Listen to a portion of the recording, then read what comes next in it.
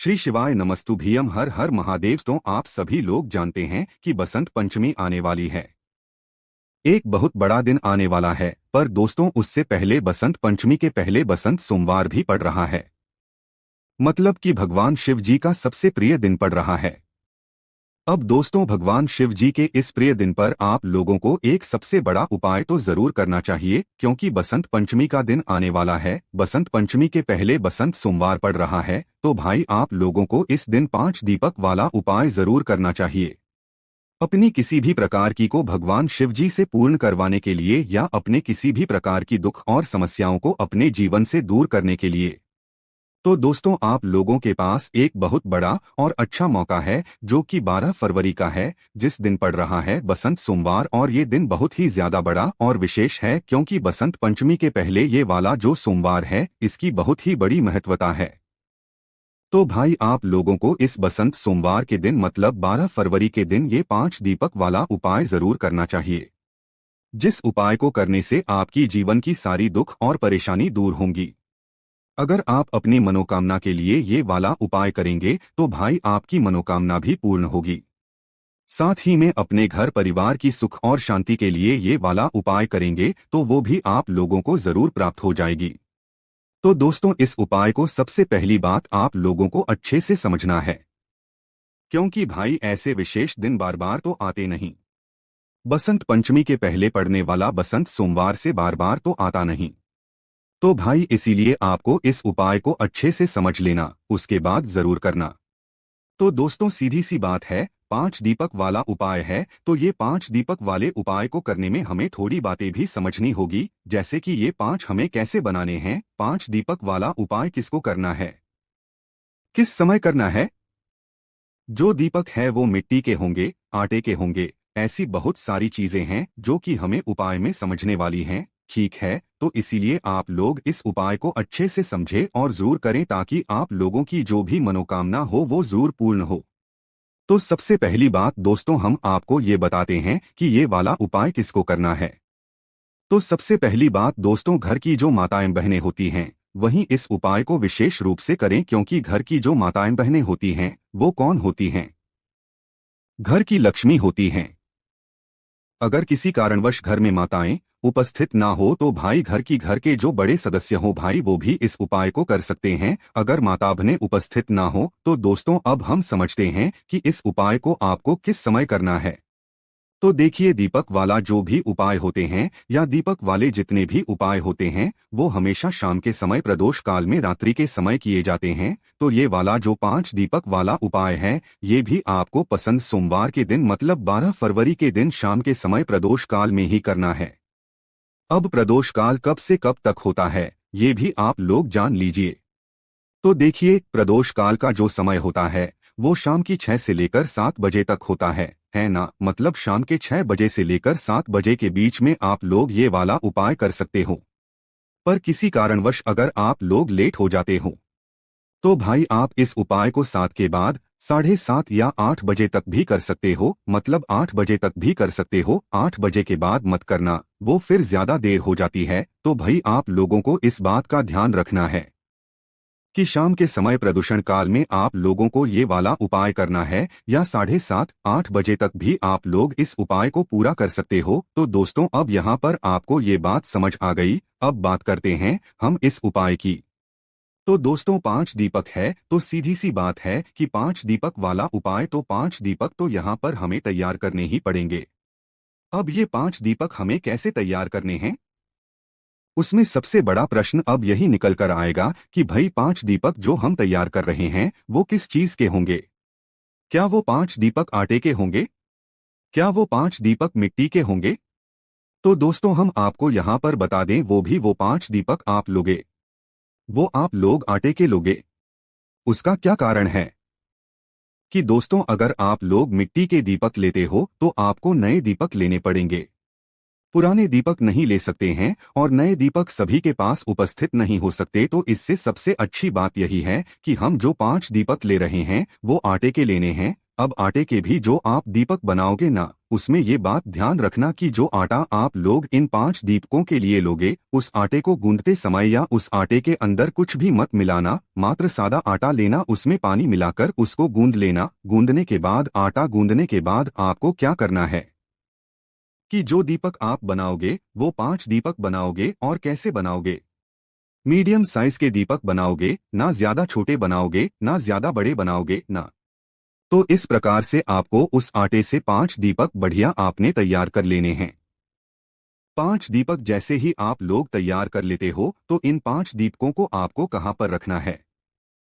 इन 5 दीपकों को आप अपनी किसी भी एक प्लेट या पूजन वाली थाली में आप लोगों को रखना है। जैसे ही आपके 5 दीपक तैयार हो जाएं, वैसे ही आप लोगों को एक एक करके 5 दीपक अपनी किसी भी प्लेट या थाली में रख लेने हैं। क्योंकि आप 5 दीपकों को एक साथ हाथ में पकड़कर तो कहीं लेकर नहीं जा सकते, तो इसलिए भाई आप लोग कोई भी पूजन की थाली लेना, या अलग से कोई थाली लेना है, या कटोरी ले लेना जिसमें आपकी ये 5 बन जाएं। तो भाई 5 दीपक अपनी उस पूजन वाली थाली में जमा कर अच्छे से रख लेना। अब 5 आटे के दीपक तैयार कर लिए। अब इसमें बाती मतलब बात आती है कि इसमें हम बाती कौन सी रखेंगे। तो ये बात आप लोग पहले से ही जानते हो कि भगवान शिव जी के उपायों में या भगवान शिव जी के लिए हमेशा हम कौन सी बाती का प्रयोग करते हैं। हमेशा हम गोल बाती का प्रयोग करते हैं। तो इस वाले उपाय में, इस 5 दीपक वाले उपाय में भी इन 5 दीपकों के अंदर आप लोगों को एक एक गोल बाती रखनी है। अब यहाँ पर भी एक बात निकल कर आती है कि जो गोल बाती है, क्या वो हम बाजार से लाई हुई मतलब बाती, या हम घर पे बनाई हुई बातें रखें? तो देखो, जब भी आप कोई उपाय करते हो तो उसमें अगर आप अपने बने हाथों से बनी हुई कोई सामग्री मतलब रखते हो, मतलब अपने हाथों से बनाए हुए परिश्रम से किए हुए कोई भी सामग्री उपाय में प्रयोग करते हो, तो भगवान से ज्यादा प्रसन्न होते हैं। तो अगर आपके घर में रुई है तो भाई आप अपने हाथों से गोल बत्ती बनाओ। कितनी बनाओगे? 5 गोल बत्ती बनाओ, है ना। बाजार की भी ले सकते हो, कोई दिक्कत वाली बात नहीं है। पर अगर आप अपने हाथों से बत्ती को बनाकर उपाय करोगे तो भगवान बहुत जल्दी प्रसन्न होंगे, है ना। तो आपके घर में अगर रुई रखी हो तो भाई अपने हाथों से 5 गोल बत्ती और एक एक गोल बत्ती इन 5 दीपकों के अंदर एक एक करके रख देना। 5 गोल बत्ती बनानी है आप लोगों को, इस बात का भी ध्यान रखना। तो 5 गोल बत्ती मतलब 5 गोल बत्ती एक एक दीपक के अंदर आप लोग रख देना। उसके बाद में दोस्तों बात आती है कि इन 5 दीपकों के अंदर हमें डालना क्या चीज है, क्या चीज डालेंगे जिससे ये दीपक हमने जो है जलेंगे। तो दोस्तों हम आपको यहाँ पर बता दें, विशेष रूप से और मुख्य रूप से आप लोगों को इन 5 दीपकों के अंदर गोल बत्ती तो आपने रखी हुई है, पर इसके अंदर जो आप चीज डालोगे वो डालोगे शुद्ध देसी गाय का घी।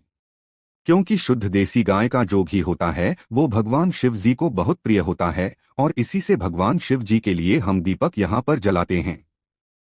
तो आप लोगों को जो है शुद्ध देसी गाय का घी लाना है।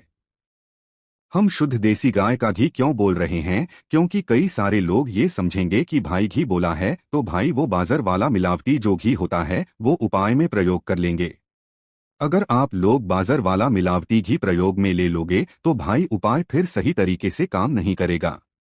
इसलिए हम हमेशा कहते हैं कि भाई आप लोग जो भी उपाय कर रहे हो, उस उपाय को करते समय हमेशा शुद्ध देसी गाय का घी अपने पास में रखो। इसलिए हमने पहले भी कहा है कि भाई देसी गाय का जो घी है वो आप लोग थोड़ा सा अपने घर में जरूर रखा करो, ताकि कभी भी आपको एकदम से काम पड़ जाए भगवान के कार्यों में या भगवान के उपायों को करने में, तो भी आप उस शुद्ध देसी गाय के घी को ले सको। क्योंकि अगर आप लोग बाजार वाला मिलावटी घी लोगे तो भाई आपका वो उपाय सही तरीके से काम ही नहीं करेगा। तो इसीलिए शुद्ध देसी गाय का घी आपके घर में हमेशा होना चाहिए। कहीं से ढूंढकर लाओ, कैसे भी लाओ, पर थोड़ा सा अपने घर में हमेशा रखा करो, क्योंकि वही आपकी बरकत भी बनाकर रखता है।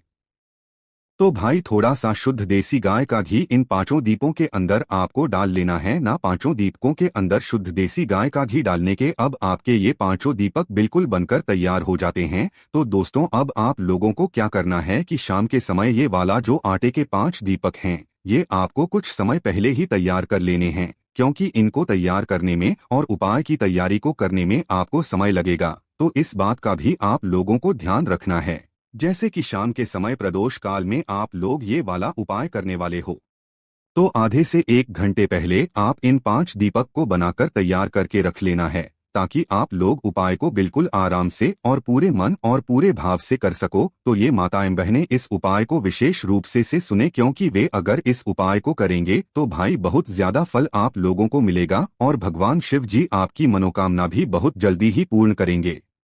तो दोस्तों, आपके 5 दीपक तैयार हो गए हैं।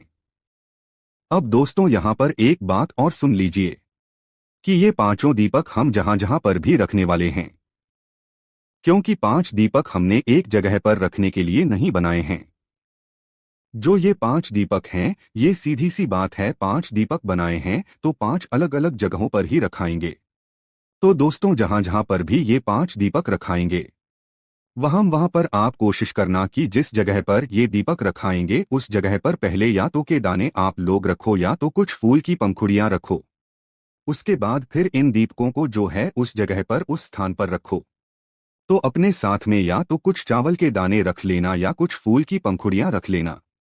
फिर जहां जहां पर दीपक रखो तो पहले वहां चावल के दाने या फूल की पंखुड़ियां रखना, फिर उसके ऊपर चावल के दाने या फूल की पंखुड़ियों के ऊपर फिर ये दीपक रखना। इस बात का भी आप लोग ध्यान रखना, तो आप लोगों को ये चीज भी अपने साथ में जरूर रख लेनी है जब आप उपाय को करने के लिए अपने घर से निकलो। इसी के साथ में दोस्तों, अब आप लोगों को अपने घर से जो है माचिस भी अपनी लेकर जानी है। आप ऐसा ना सोचे दीपक जलाने वाले हैं वहीं से हम किसी से माचिस ले लेंगे। अगर आप ऐसा करते हैं जैसे कि आप मंदिर में भी ये दीपक जला रहे हैं और मंदिर की भी माचिस ले रहे हैं, तो इस बात का ध्यान रखना, वो माचिस जिस भी व्यक्ति की होगी, आपके इस उपाय को करने का फल उस व्यक्ति को भी चला जाएगा। इसीलिए अगर आप चाहते हो कि भाई आपके इस उपाय को करने का फल पूरा ही आपको मिले, तो भी उस स्थान पर आप लोगों को अपनी ही माचिस अपने ही घर से लेकर जानी है। इस बात का आप लोग विशेष रूप से ध्यान रखना। तो भाई 5 दीपक हैं, 5 अलग अलग जगहों पर रखाएंगे। आप अपनी पूजन की थाली बिल्कुल तैयार करके जिसके अंदर आपने 5 दीपक रखे हुए हैं, अपनी माचिस और कुछ चावल के दाने या फूल की पंखुड़ियां अपने साथ में रख लेना है ना, और अपने घर से निकल जाना शाम के समय प्रदोष काल में 12 फरवरी को बसंत पंचमी या बसंत सोमवार के दिन। तो करना क्या है दोस्तों, सबसे पहला जो दीपक है, मतलब 5 दीपकों में से जो सबसे पहला दीपक आप लोग लेकर जाओगे वो जाओगे भगवान शिवजी के मंदिर में लेकर। 5 दीपक जाओगे आप एक साथ ही लेकर, पर जो सबसे पहला दीपक जलेगा वो भगवान शिवजी के मंदिर में ही जलेगा। तो आपके घर के पास में जो भी शिवालय हो, शिव मंदिर हो, जहाँ पर शिवजी विराजित हो, वहाँ पर लोगों को लेकर चले जाना इन 5 दीपकों को। जैसे ही शिव मंदिर में पहुंचो तो शिव जी के दर्शन कर लेना, उनसे आशीर्वाद प्राप्त कर लेना।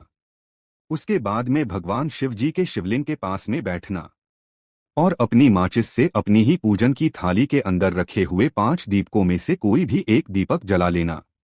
दीपक को जलाने के बाद उस दीपक से आप चाहो तो भगवान शिवजी की आरती भी उतार सकते हो, या तो ऐसे ही दीपक जलाकर भगवान शिवजी से प्रार्थना करके उसी शिवलिंग के पास में कहीं पर भी रख देना।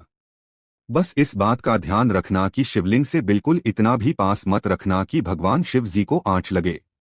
तो इस बात का भी को ध्यान रखना है। भगवान शिव जी से थोड़ी दूरी बनाकर अपने पहले वाले दीपक को रख देना है। जब आपने इस पहले वाले दीपक को रख दे भगवान शिव जी के शिवलिंग के पास में शिव मंदिर में, तो भाई भगवान से आपको हाथ जोड़कर अपनी वह मनोकामना भूलनी है जिस मनोकामना के लिए आप यह वाला उपाय कर रहे हैं। अपनी कोई दुख और समस्या के लिए कर रहे हैं या किसी काम के लिए कर रहे हैं, तो भाई उस मनोकामना को आपको भगवान शिव जी से जरूर बोलना है। जब आपने इस पहले वाले दीपक को भगवान शिव जी के मंदिर में रख दे, तो इस बात का आप लोगों को विशेष रूप से ध्यान रखना है। उसके बाद में दोस्तों, जैसे ही ये दीपक रख देते हैं पहला शिव मंदिर में, उसके बाद में शिव मंदिर से आशीर्वाद लेकर भगवान शिव जी के दर्शन आपको मंदिर से बाहर निकल जाना है और उसी शिव मंदिर के पास में जो भी बेलपत्री का पेड़ हो वहां पर पहुंच जाना है।